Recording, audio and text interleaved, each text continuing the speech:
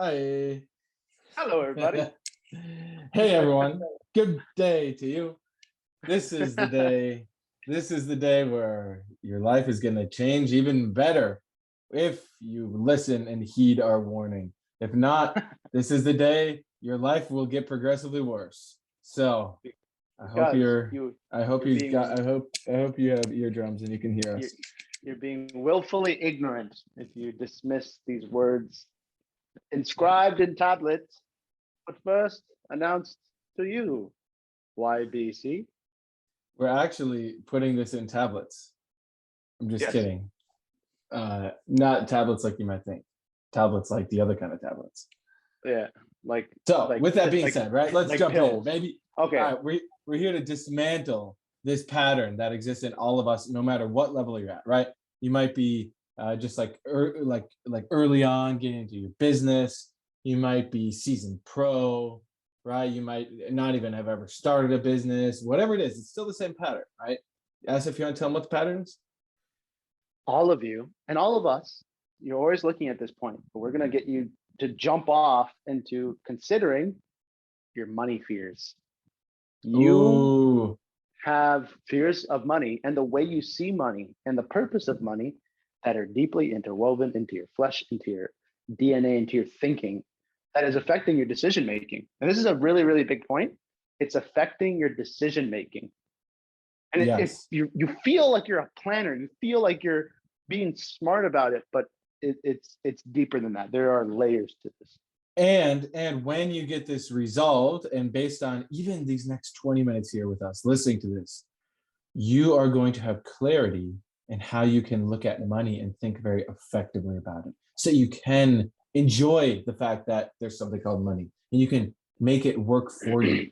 And you can use money to get things and to create things that will make your life and the lives of those around you awesome. But if you're trapped in the money fears, that's what we got to blast through first, and then we can get to the promised land. So here's the tablets to get you through to the promised land.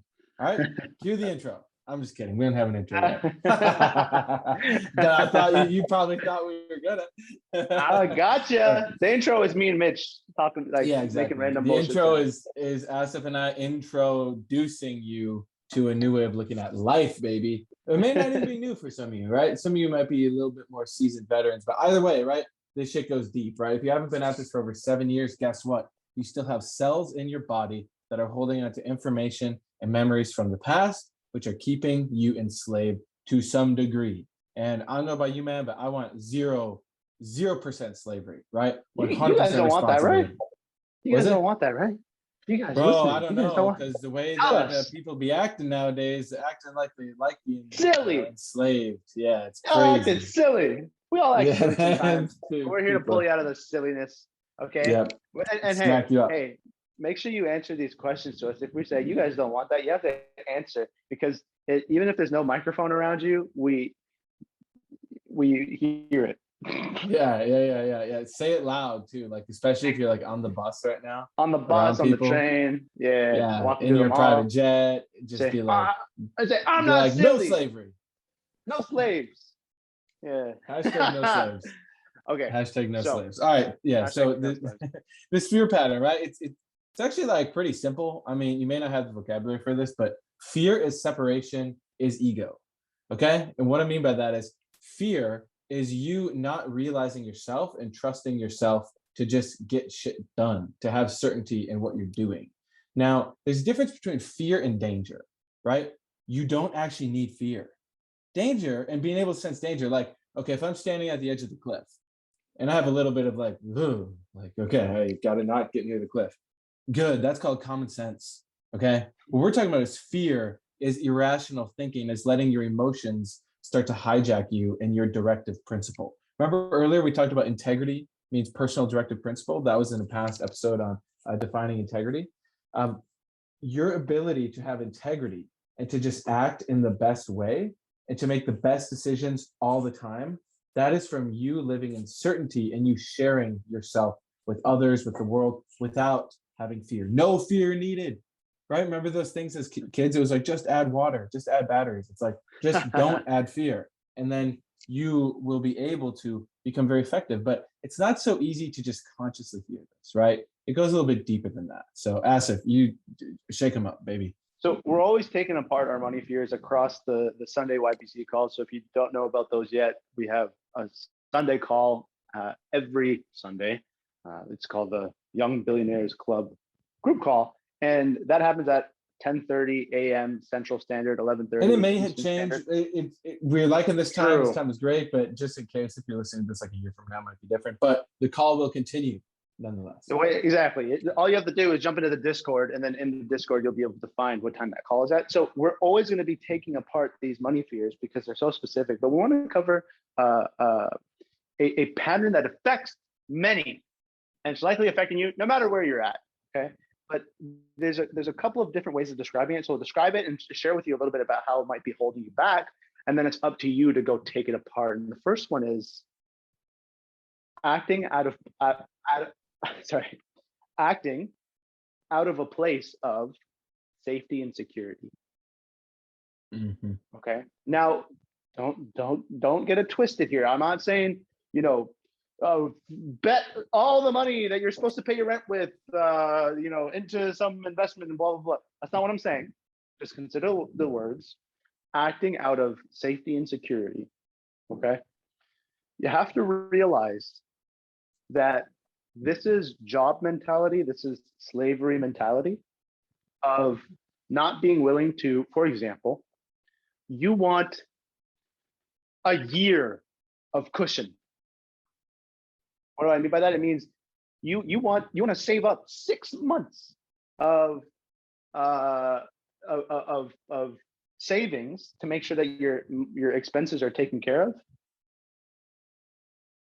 before you invest into a business, before you invest into yourself in a way that will make you make money faster. So let me just be specific, okay? I'm not saying to not have a couple months of cushion.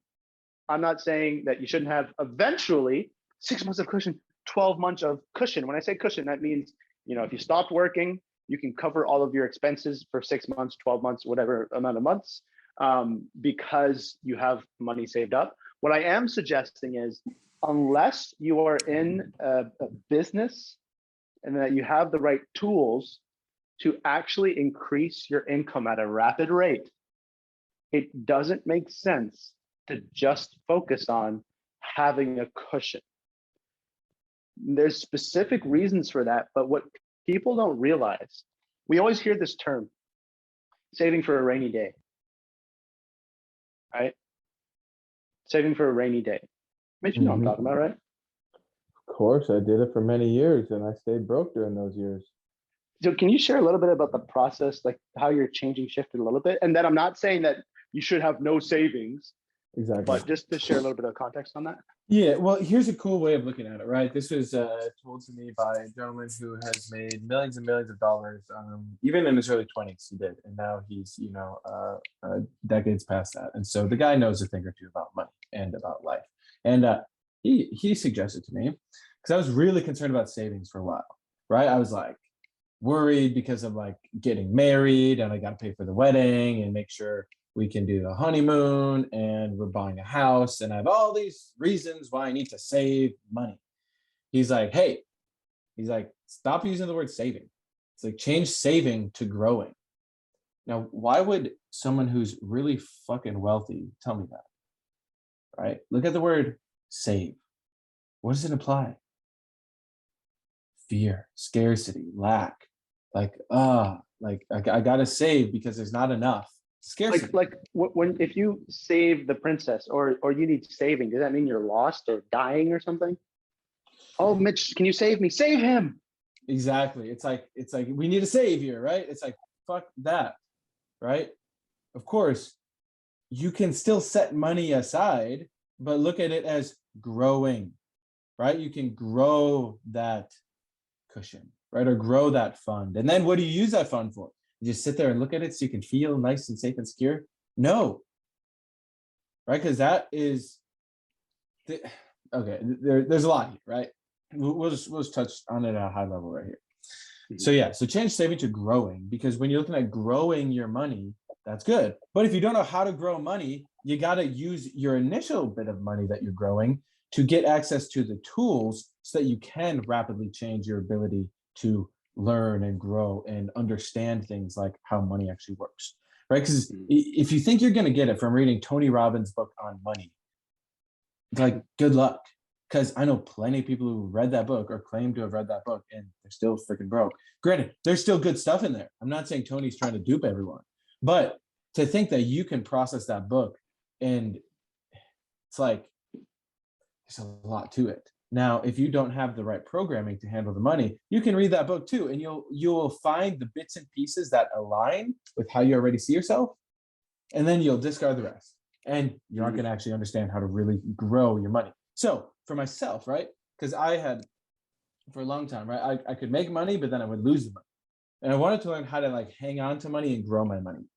But I was all messed up with my thinking, right? And I was afraid of money. I was afraid of making a lot of money. I was afraid of running out of money. I was just living in fear. I was just a being of fear, totally separated from myself in my mind, living in what if scenario land of, oh my gosh, what if the stock market crashes? What if this happens? What if the dollar gets devalued? What if this happens? What if we go to war with Ukraine? Oh, it's like, I was just all worried about these fears, right? And guess what happened is I was just fucking stuck. So what did I do? Right, is I realized that you have to invest money to make money. And I don't mean go invest in cryptocurrency, right? Because if you're broke and you're trying to make money through trading cryptocurrency, then you don't have the real fucking skill to do that, which very few people I know. Probably 1% of the people I met that are into crypto actually have the skill. Yeah, like guys, 1%, and it's not you, the person who thinks, oh, I got the skill. Like, that's definitely not you. This is such a big point, is when you hear the word invest your money, generally speaking, the first thing that comes into your mind is getting your money into some vehicle where it grows on its own. I would suggest changing this definition. Okay. Yes. This has been a faulty idea that I had for a long time. My brother had for a long time. Is like, the way that you're going to get rich. This might be how you think of it, but the way that you're going to get rich is you're putting aside money, and you're putting money aside into an investment, right? Whatever it is. And then after 5 years, 10 years, you're going to be rich. Okay. Here's the point to consider. That's not how a business person thinks. Okay. Exactly. Investments, making money with your money, is designed for when you have the dream lifestyle that you want and you still have excess cash.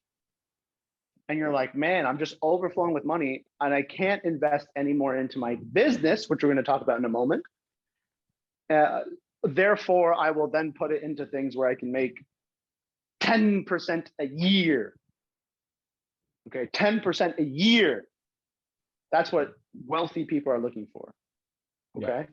So what I'm suggesting is, when we say grow your money, invest your money, we mean put it into your business, because the ROI that you can earn by putting money into your business. And by the way, if your business is you, we're talking about investing that money into you.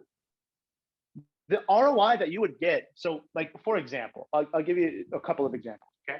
One of them is, you have a marketing campaign that works really well. And every time you make a sale, you make $1,000. Okay. And every time you invest $500 into ad spend, you get a lead that closes. So through that $500, let's say you get, I don't know, 20 leads, and out of the 20 leads, 10 of them actually answer, and then you get to close one of them. That means you know how to make 100% on your money. Think about that. You know how to make 100% on your money in a matter of maybe a week or 2 weeks, let's just say 3 weeks it takes for you to put the money in, and then it spits the money out back to you. Just consider that. There is no investment. There is no consistent investment ever. I don't even care, not even consider. There's no investment where you can just put your money into something and you will systematically make 100% every 2 weeks. And if you have your money in some like crypto thing that's saying that, it's a scam. And think about this too, right? You got it. Like, okay, this is why we are such proponents of actually understanding things and programming yourself to understand words. Because some people, they'll be like, no, my crypto grew 100%, man. It grew 100%. It's like, okay, so did you sell it? Did you realize that gain? Or are you just going to sit on it and then look at the chart every fucking day for 3 hours and think about it all the time? So it's like, cool, and guess what? That person, likely, they put in like 2 grand. Great. You doubled your money, baby. Oh my God, you have 4 grand. You might even have 20 grand. Now you got 40 grand. Wow, that's amazing. That's not how a rich person thinks, right? You got to get your business up to $1 million in revenue. Focus on that. Right, Okay? because Then this is what start people taking miss. money to investments. Yes, because this is what people miss, is if you put $1,000 into your crypto and it makes, the crypto market has a smashing next year. And this year, not looking too pretty, we don't know, but let's just say crypto has another crazy blow up, okay? And when I say crazy blow up, it's not going to be like it was at the beginning, okay? But it makes 1,000%. It makes 1,000%. You 10x your money. You just went from $1,000 to $10,000. Does that actually change your life? Not Does at that actually all. change your life? Right. And then you sit there and you're like, oh, the 10,000. What do I do with it? Just hold on to it. Or you cash it out and then you spend it on some stupid shit because you didn't actually learn how to build a business, something that produces cash flow recurring, right? Would you rather have $10,000 one time? Would you rather find a way to build a business that maybe makes you 4 grand a month recurring? This is the different mindset. It's a very different mindset. It's like, because savings, you spend it once, it's gone. Versus when you have a business that is constantly producing you a surplus because you've built it as such, then you got savings every month. You always have new money coming in. It's like, it's okay if you spend a couple grand from your savings account because you got a couple grand coming in next month. But what I'm saying is, because when you might hear, it's okay if you spend a couple grand, I don't mean spend it on random bullshit. Oh, I feel like I want a new laptop, so I'm gonna get a new laptop. Nah. I want to take a trip, even though I just went on a trip last month. Like, I want to take another trip. It's like, when I say spend, I mean, if you're gonna invest in something that makes you more money, or if you do want to enjoy yourself, that's fine too. I don't just mean spend it. I mean, spend it, invest into your business. Then yes, you have more money coming in. Here's another way of investing money into yourself where you get an ROI. It's if into yourself or into your business is if you hire somebody. If you hire somebody that saves you 10 hours a month, okay? And let's say it costs you, let's say you hire a virtual assistant that saves you 20 hours a month, and it costs you $500 to $1,000 a month. Let's just say hypothetically, okay? And in that extra 20 hours that you have, you can now, instead of doing administrative work and things like that, you can actually be focused on selling. Well, that's a big jump for you. You might go through fear of hiring somebody and having to train them, blah, blah, blah, lots of fear. But if you walk through that fear and you educate yourself and you support yourself through those fears with the tools, right? And you reach out to somebody and say, how did you do it? Right? Because I know Mitch he has a virtual assistant as well, so he can really support with that. With that, if you have an extra 20 hours a month, and it takes you 5 hours to close a sale where you get paid $1,000 per sale, well, look, you just upped your income by $3,000 a month. How am I getting that number? Let's say you're spending $1,000 a month for the employee, and then after a month or two, after training and all that, that employee is good to go, and now you're using that extra time to close 4 more deals a month. You're bringing in an extra 4,000. So 4,000 minus the cost of 1,000, you just upped your income by $3,000.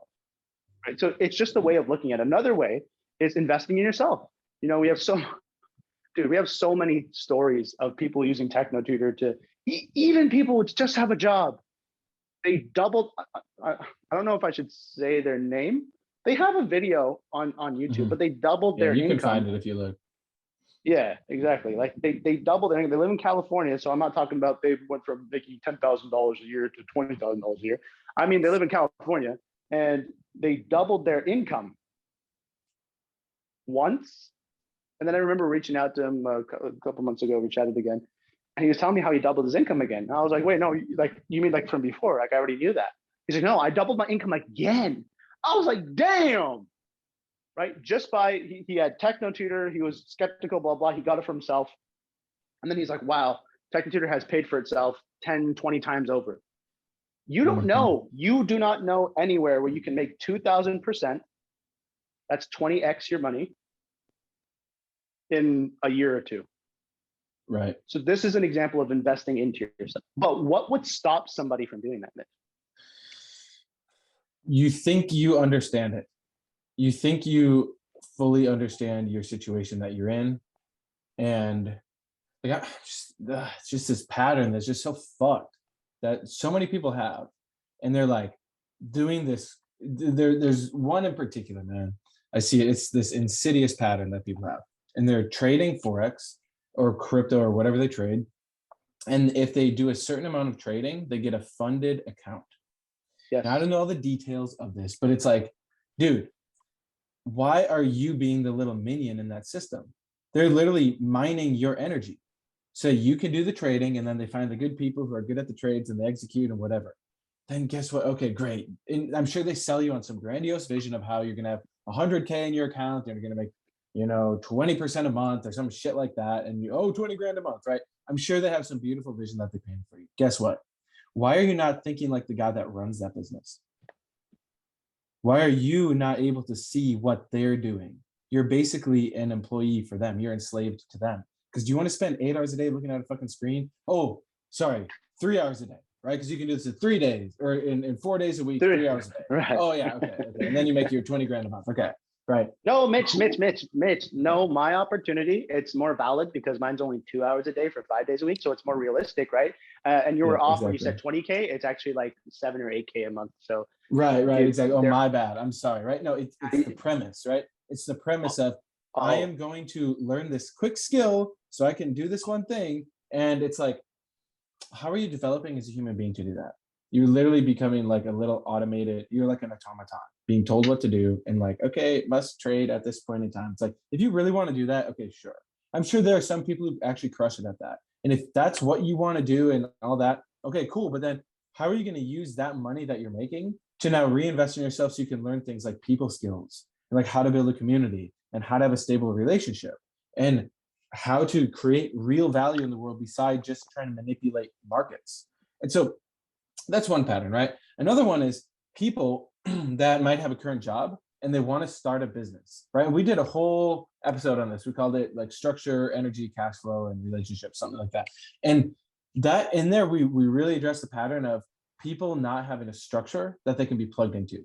And so it's like sometimes having a job, having that security, having that consistent paycheck is necessary, especially if you're starting a venture. But also, if you're starting a venture, you just have to know what is the structure and you have to treat it like a job. Because anyone who's telling you that you can get super rich in 6 months or 3 months or whatever, I know I made videos explaining how quickly I grew. But also, you got to realize I was doing business for a while. I just didn't have the right tools. And then once I had Techno Tutor specifically, I was able to see the pattern. And guess what? I still had to work my ass off.